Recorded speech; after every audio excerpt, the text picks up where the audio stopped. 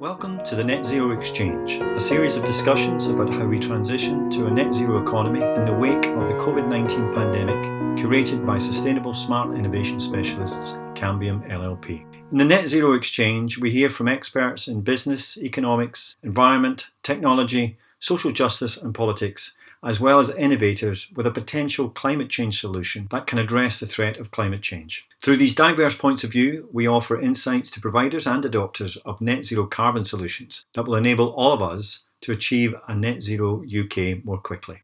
This is an extract of an extended interview with Richard Lanyon-Hogg, visiting professor at the University of Sheffield and Director of Informatics at the Advanced Manufacturing Research Centre.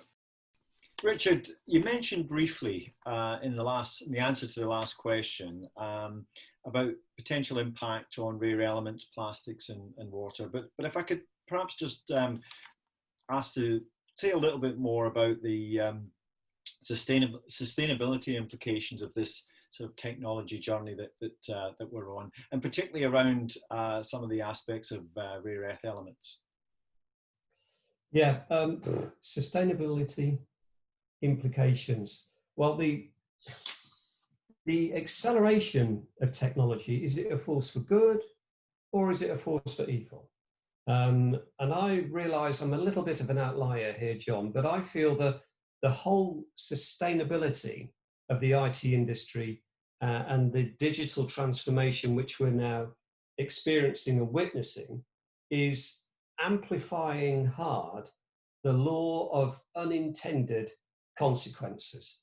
And reflecting upon the resources of Mother Earth, we appear now to have this insatiable appetite to devour as much material as we possibly can as we travel along our digital technology-driven lifestyles.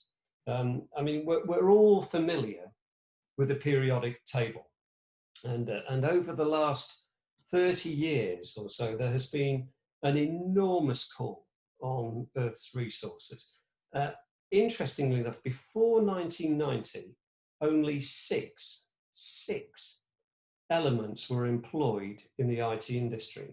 From 1990 to 2005, this grew to 14, and now over half of all the Earth's elements are used in materials innovation to satisfy our digital needs. And the IT industry talks a great story about being sustainable. The IT industry doesn't design for disassembly, whether that's for hardware or software for that matter. And how much longer can we continue to dig up buried sunshine and release it into the atmosphere? How much longer can we continue to consume Earth's elements at a pace that has some geologists airing the notion that we only have several decades of supply left in the Earth? That's it for this episode. If you enjoyed it, please give us a thumbs up or leave a comment. To keep up to date with our discussions on the Net Zero Exchange, please subscribe, and if you would like to participate in the exchange and to express your point of view through blogs or interviews, please get in touch via the Net Zero Exchange group on LinkedIn. Links to our speakers, our LinkedIn group and our curators Cambium LLP are provided below. Check out their website for further essential insight on the implications for selling and marketing of any net zero carbon solution. You can also keep up to date on new net zero innovation activities in the UK in the lead up to the Glasgow COP26 Climate Summit taking place in November 2021. But for now, thanks for listening in.